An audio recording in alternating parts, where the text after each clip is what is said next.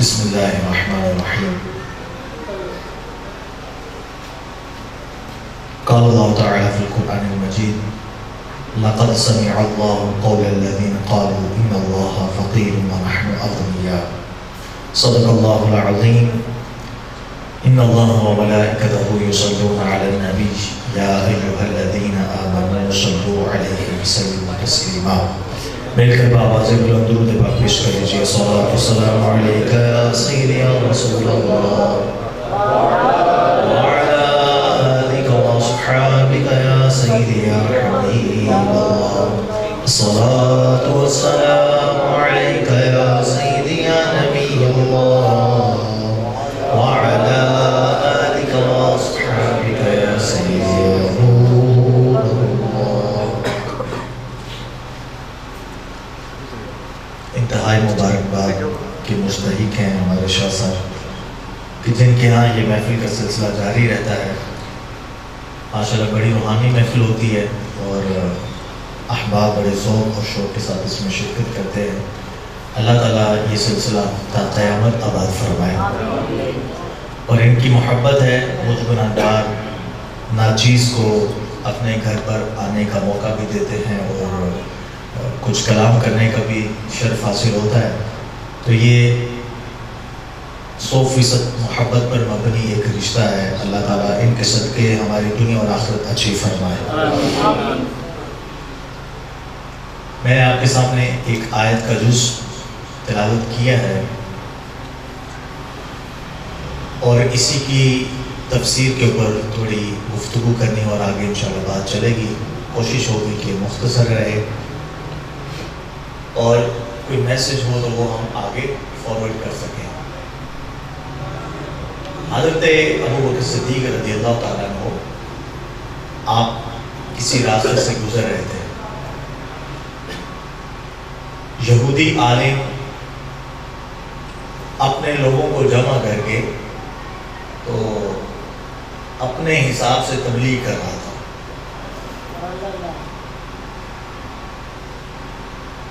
ابو بکر صدیق رضی اللہ تعالیٰ نے دیکھا تو پہچان لیا کہ یہ ان کا بڑا ہے، پیشوا ہے، یہ علم ہے اس کے پاس، اس نے پڑھا ہوا ہے کچھ.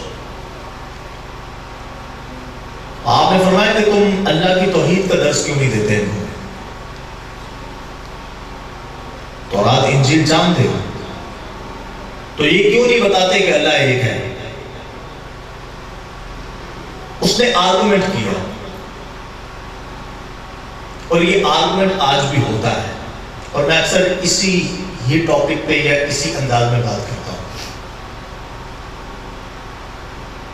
تاکہ ہم اپنی ریالٹی کو جانچیں اور ہمیں کرنا کیا ہے یہ پہچانیں. آرگومنٹ اس نے قرآن سے کیا، دلیل دی قرآن سے، ہے یہودی عالم لیکن قرآن سے ابو بکر صدیق کو دلیل دی. میں یہ نہیں کہہ رہا رد کیا، آپ سمجھے بات کو.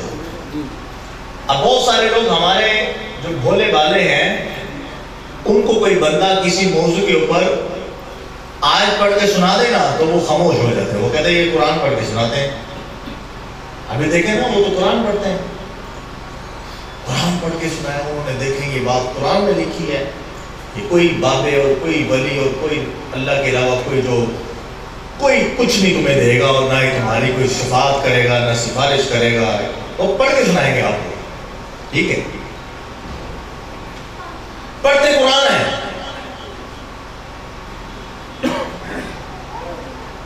مسئلہ یہ کہ ہمیں نہیں پتا ہوتا کہ قرآن جو پڑھ رہا ہے وہ قرآن کس لیے اترا، اس کا مطلب کیا ہے، شان نزول کیا ہے، اس کا میننگ کیا ہے، مطلب کیا تھا، کس وجہ سے اترا، کن کے لیے اترا.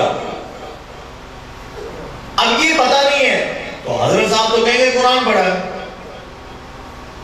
تو سب سے بڑا تو ہمارا یہ مسئلہ ہے، ہمارا من جملہ اہل سنت کا مسئلہ ہے. اس میں چل رہا عوام کا پتہ نہیں ہے قرآن میں ہے کیا، پھنس جاتے ہیں. پیدا سنی ہوتا ہے، یہ ذہن میں رکھیے. پیدا آگے بہت سلسلے چل پڑے تو سوشل میڈیا کے مفتی بھی ٹکرتے ہیں اور وہ بھی آگے پیچھے لے جاتے ہیں اور بہت بڑی زیادہ چلے گئی ہے، آپ کو پتہ ہوگا. اس نے کہا کہ کس رب کی ایک ہونے کی دعوت دوں ابو بکر بتائیں؟ اس رب کی جو کہتا ہے من ذا الذی یقرض اللہ قرضا حسنا، جو کہتا ہے مجھے قرض حسنا دو. تو جو رب لوگوں سے قرض مانگتا ہے اس کے ایک ہونے کا بتاؤ ان کو. کرے بات بارہ صدیق تھے، ایمان، جذبہ، علم، کمال سب کچھ تھا، لیکن فوری حل اللہ کی طرف سے یہ تھا کہ اس کو تھپڑ رسید کر دیا. اس کا یہی حال تھا.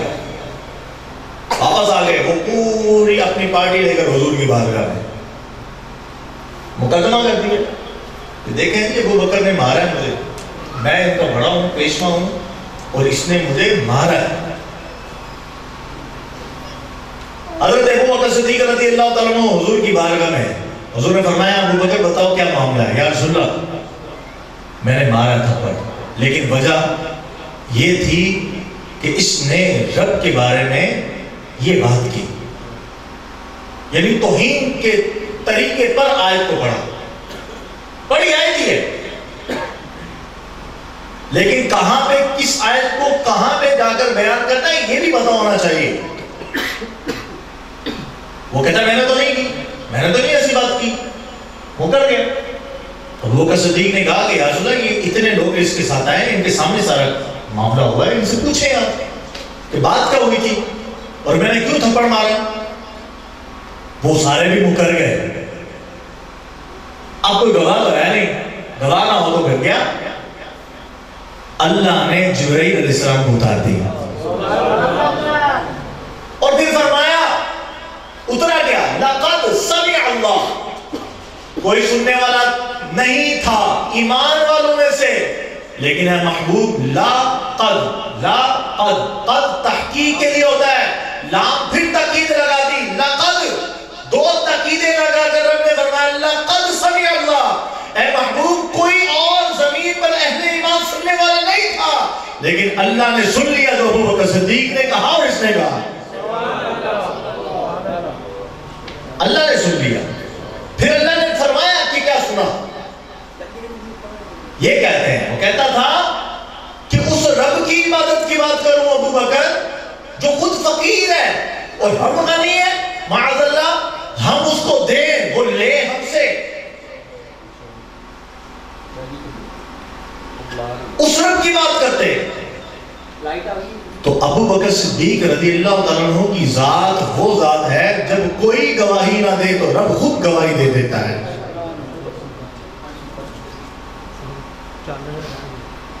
اور پھر حضرت سیدنا صدیق اکبر رضی اللہ تعالیٰ عنہ آپ نے امت کو عقیدہ بھی دیا اور آپ نے ایک معیار سیٹ کیا ہے. ابھی لوگ پوچھتے نا بھی کیا کریں، کتنا ہو، کیسے ہو، تو میں تو ایک سمپل سجیشن دیتا ہوں کہ اگر کسی کو اپنا عقیدہ بنانا ہے تو سیدنا صدیق اکبر کی ذات کو پڑھ لیں، آپ کو سمجھ آ جائے گی کہ بھی عشق کتنا ہے، معیار کیا ہوگا، انداز کیا ہوگا، محبت کیسی ہوگی، عقیدت کیسی ہوگی، ایمان کیسا ہوگا. ہجرت کی حضور کے ساتھ کندھوں پر اٹھایا ہے. کوئی غار ثور گیا تو اس کو پتا ہوگا کتنی بلندی ہے. آج راستے موجود ہے، راستے میں وہاں پر آپ کو پینے کے لیے پانی بھی مل جاتا ہے، دکانیں موجود ہیں، کام کرنے والے کام کرتے نظر آئیں گے. اوپر جانا آسان، لیکن پھر بھی کوئی ہمت کرتا ہے. کوئی کہتا ہے یار صبح چلے جانا، دوپہر کو چڑھا نہیں جائے گا. سیدنا صدیق اکبر رضی اللہ عنہ حضور کے ساتھ ان دشوار گزار راستوں سے گزرتے ہوئے جب کوئی راستہ بنا نہیں ہوا تھا، آپ چلے گئے غار ثور کے ٹاپ پر، اوپر چلے گئے. اب گئے تو معاملہ کیا تھا؟ پیاس لگ گئی. یا رسول اللہ پیاس لگی. حضور نے یہ نہیں فرمایا ابو بکر میرے ساتھ تو آئے ہو، کندھوں پر بھی اٹھایا تھا، ساتھ چلتے ہوئے آئے ہو، تو پانی تو لائے نہیں، تو کہاں سے دوں پانی؟ کیونکہ ابو بکر کو پتا تھا جس نبی کا کلمہ میں نے پڑھا ہے نا، جس کے ساتھ میں نے سفر اختیار کیا ہے، وہ بے اختیار نہیں ہے، وہ مختار کل ہے۔ میں نے کسی بے اختیار نبی کا کلمہ ہی نہیں پڑھا۔ عرض کیا کہ پیاس لگی ہے، حضور نے فرمایا ابو بکر غار کے اوپر چلے جاؤ، پانی پی آؤ۔ ابو بکر صدیق عشق محبت دونوں لے کر گئے، اور گئے تو جب دیکھا تو پانی بھی کیسا پانی تھا، آج سے پہلے ابو بکر نے وہ پانی پیا نہیں تھا۔ ایسا میٹھا پانی کہ شہد بھی کچھ نہیں ہے، ایسا ٹھنڈا پانی کی کمال ہے، ٹھنڈا بھی ہے، میٹھا بھی ہے، دوسرے زیادہ سفید ہے۔ پیا، رچ کے پی کر آئے جب تو پریشان تھے۔ آقا ایک سوال پوچھنا چاہتا ہوں۔ حضور نے فرمایا ابو بکر اگر تیرا سوال بھی میں بتا دوں تو کیا پوچھنا چاہتا ہے؟ عرض کیا آقا کمال ہو جائے گا۔ فرمایا ابو بکر تم یہی سوچ رہے ہو کہ پانی کہاں سے آیا؟ یہی سوچ رہے ہو نا؟ یا رسول اللہ یہی سوچ رہا ہوں۔ فرمایا ابو بکر جب تم نے بولا مجھے پیاس لگی ہے، رب نے فرشتوں کو حکم دے دیا، میرا صدیق غار کے اوپر بعد میں پہنچے، جنت کی نہریں پہلے غار فور تک چلی جائیں۔ ہم نے مختار کل نبی کا کلمہ پڑھا اور یہ صدیق اکبر نے سکھایا، انہوں نے اپنے عشق سے بتایا۔ پھر آپ نے عاجزی، انکساری اور پریکٹیکل کر کے دکھایا۔ مدینے کے اندر وہ اماں جو نبینہ ہے، ایک طویل عرصے تک وہاں پر گھر کے اندر جاتے اور جا کر اس کی خدمت کرتے، اس کو کھلاتے پلاتے اور اس کے بیت الخلاء کی صفائی کرتے اور گندگی کو باہر پھینک کے آتے۔ وہ پہلے واش روم ہماری طرح تو تھے نہیں، وہ غلام ہوتے تھے، وہ آتے تھے وہاں سے گھروں کے اندر ایک جگہ پہ ہوتا تھا معاملہ اور اٹھا کے پھینک کے آتے تھے۔ تو یہ سلسلہ چلتا رہا۔ حضرت عمر رضی اللہ تعالیٰ کو پتہ چلا کہ یہاں پہ کوئی نبینہ خاتون ہے، بیچاری ہے، تو چلو چلتا ہوں میں بھی۔ ابھی ابو بکر صدیق جس راستے پہ گزرتے ہیں عمر بن خطاب بعد میں وہاں پہ آتے ہیں، اسے نے رکھیا، ابو بکر پہلے ہوتے ہیں وہاں پہ۔ تو پہنچے اور جا کر جب دروازہ نوک کیا تو پوچھا کسی نے کون ہو؟ بتا عمر بن خطاب ہوں۔ نام تو کمال ہے، شخصیت بھی کمال ہے، اور جب بولتے ہیں تو گرج ہے۔ عمر بن خطاب کیوں آئے ہو؟ آج ہی پتہ چلا معذور ہے، آپ کی خدمت کرنا چاہتا ہوں، مجھے بتایا میں آپ کو آپ کے گھر کی صفائی کروں گا، آپ کو کھلاؤں گا پلاؤں گا۔ تو بولا نہیں نہیں ضرورت نہیں ہے اس کی۔ کیوں نہیں ضرورت ہے؟ مجھے آپ موقع دیں۔ نہیں، وہ ایک ہے نا، وہ آ جاتا ہے، وہ آتا ہے، روز آتا ہے، کھلاتا ہے پلاتا ہے، صفائی کر جاتا ہے، سب کچھ کر کے کام کو میرے کر کے چلے جاتا ہے۔ اچھا وہ کون ہے بتائیں تو صحیح، تو مجھے موقع دے دیں آپ۔ تو کہنے لگی تمہیں موقع کیسے دے دوں؟ اس نے تو آج تک اپنا نام نہیں بتایا، اور تم نے اپنا بھی بتا دیا، اپنے ابا جی کا بھی بتا دیا، عمر بھی بتا دیا، یہ بھی بتا دیا خطاب کا بیٹا ہوں۔ تو وہ ٹھیک ہے۔ حضرت عمر فرماتے ہیں میرے دل میں اب پکا ہو گیا، میں نے کہا میں پتہ کروں گا یہ کون آتا ہے۔ ابھی چھپ کر بیٹھ گئے، رات کا آخری پہر ہو، نقاب پوش ہو، پاؤں پہ جوتا نہ ہو، اور کوئی چپ چپ کے جا رہا ہو اس گھر کے پاس، تو جب دیکھا کوئی جا رہا ہے تو پھر روکا عمر بن خطاب نے اپنے لہجے میں، رکو، جانے والے رک ذرا۔ رک گئے، کہا دکھاؤ ذرا چہرہ دکھاؤ، کون ہو تم؟ تو جب چہرہ دکھایا نا تو ابو بکر صدیق تھے۔ ابو بکر آپ جوتا کہاں؟ کہا جوتا اس لیے نہیں پہنتا کہ جوتے کی آواز آتی ہے، کہیں ہمسایوں کو بھی پتہ نہ چل جائے کہ ابو بکر اس گھر کی صفائی کر کے جاتا ہے۔ اے ابو بکر کتنے عرصے سے آ رہے ہو؟ چھوڑو عمر، بس اللہ قبول فرما دے۔ یہ ابو بکر صدیق کا پریکٹیکل تھا۔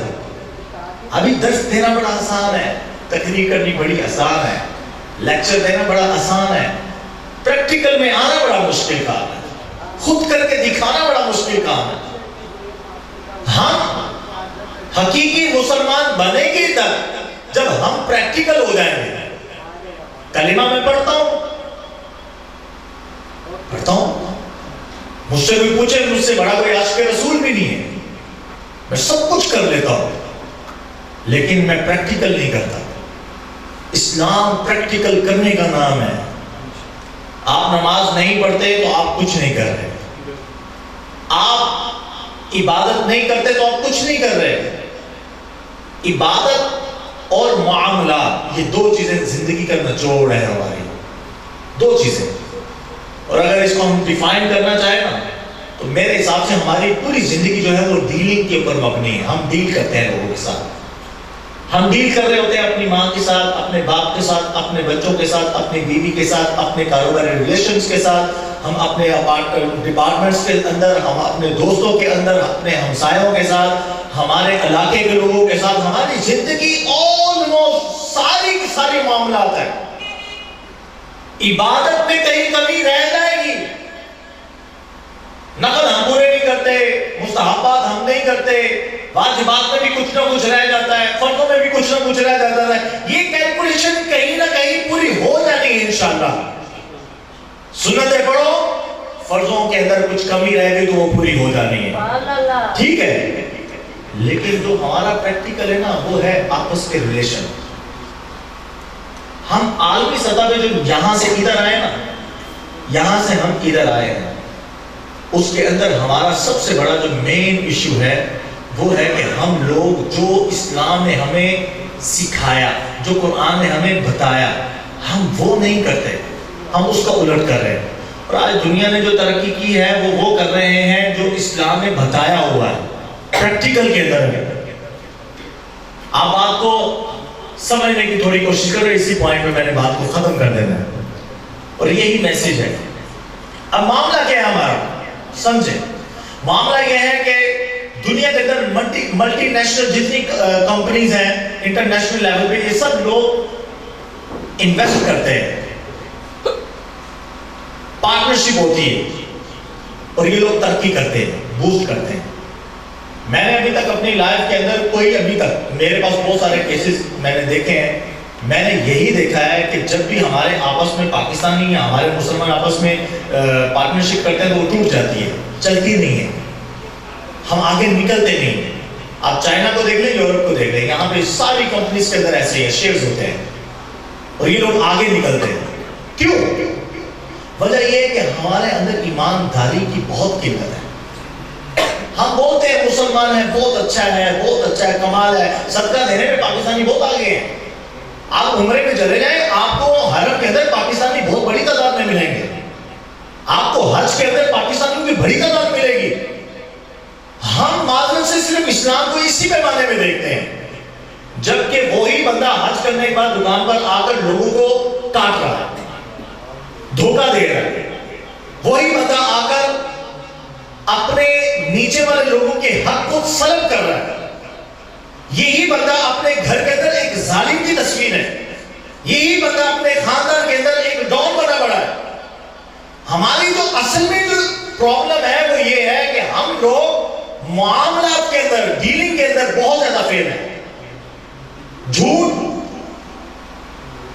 اور بھائی 4% ہمارے جو اسپین کے اندر جیلوں کے اندر لوگ ہیں، جو آبادی ہے اوورسیز کی، اس کے اندر 24% پاکستانی ہیں.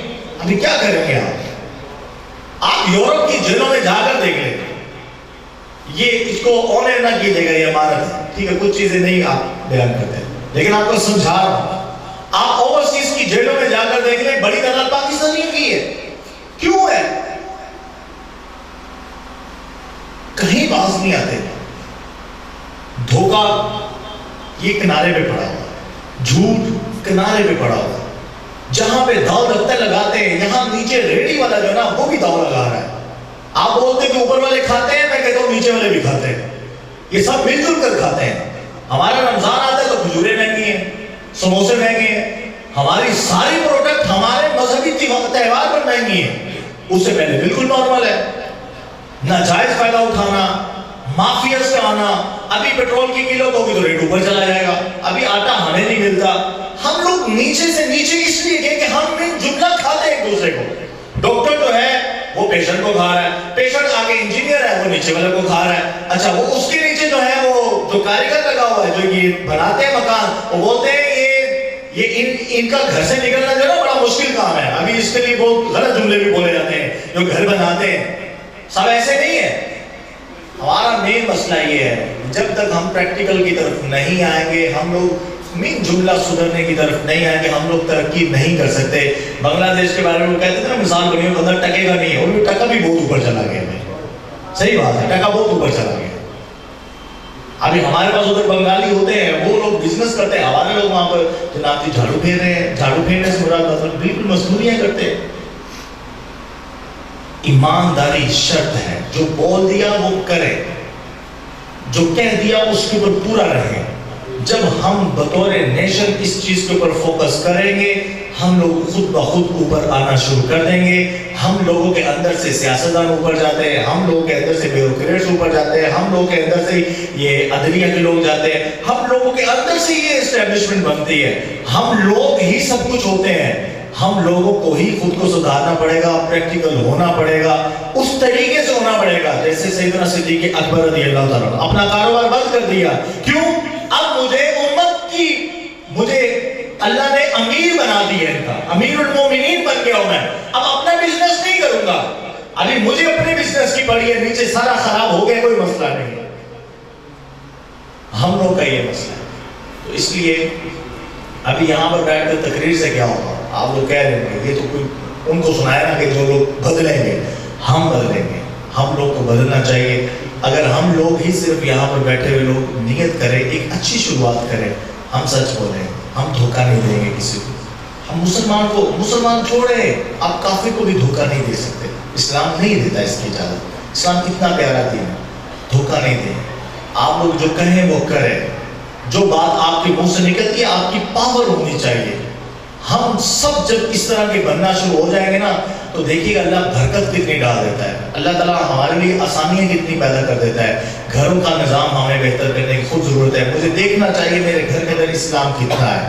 آپ ہر ایک کے اوپر انگلی نہ اٹھائیں, تنقید نہ کریں, اس تنقید سے نکلے. سوشل میڈیا کا یوز بہت کم کر دیں. جتنا اس نے خراب کیا کسی نے خراب نہیں کیا, اس سے کم پریکٹیکل کی طرف آئیں. جو ہو رہا ہے اس کو دیکھیں کہ ہو کیا رہا ہے, اس کی طرف توجہ کرنا شروع کریں.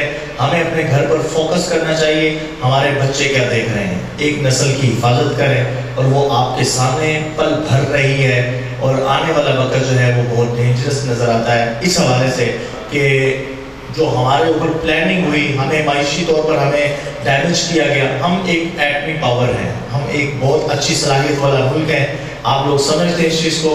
ہمیں ڈیمیج کرنے کے لیے ہماری اکانومی کو تباہ کرنا, اور دوسرا ایک پہلو ہے وہ ہمارے ایمان کا ضیاع, ایمان کو ہمارے کمزور کرنا. ان کو پتا ہے ایمان ان کا کمزور نہیں ہے.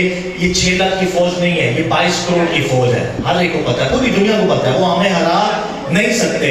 ایک ہی طریقہ تھا, وہ تھا فحاشی کو عام کرنا اور ریانی کو عام کرنا.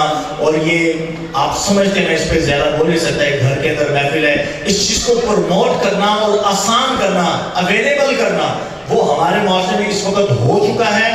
وہ نوجوان نہیں رہا. وہ پاور, وہ تھنکنگ, وہ سوچ, وہ شعور جو محمد بن قاسم لے کر آئے تھے, ویسے ہمیں نہیں مل رہے. اس کی وجہ کیا ہے؟ اس کی وجہ پیچھے یہی ہے, یہ فحاشی و ریانی ہے. اور ہماری بیٹیاں جو ہیں وہ باپردہ نہیں رہی. اس کے پیچھے کیا ہے؟ یہی پلاننگ ہے. یہ 2 پلاننگ تھی, ایک اندر وہ بہت زیادہ کامیابی نظر ان کی آ رہی ہے. ہمارا کام ہے کہ ہم اس کی اویئرنیس دیں, لوگوں کو بتائیں. میں جہاں سے آیا ہوں وہاں پر بہت کچھ ہے, بہت کچھ ہے, لیکن جس ملک کا میں ہوں مجھے نظر آ رہا ہے کہ یہاں پر بہت زیادہ خرابی پیدا ہو چکی ہے. ان کے کچھ قانون ہیں, اصول ہیں, وہ برائی کرتے ہیں تو اصول کے مطابق برائی کر رہے ہیں, ورنہ وہ اچھا ہی کر رہے ہیں, وہ پابندی کر رہے ہیں, اپنی چیزوں کو دیکھ رہے ہیں. ہم لوگ وہ چیزیں بھی نہیں دیکھ رہے اور ادھر بھی ہم خراب ہو رہے ہیں. تو ہم لوگوں کو اس چیز کو پروموٹ کرنا چاہیے, معاملات میں بہتری لانی چاہیے. اللہ تعالیٰ عمل کی توفیق عطا فرمائے. آمین بجاہ نبی الامین صلی اللہ علیہ وسلم.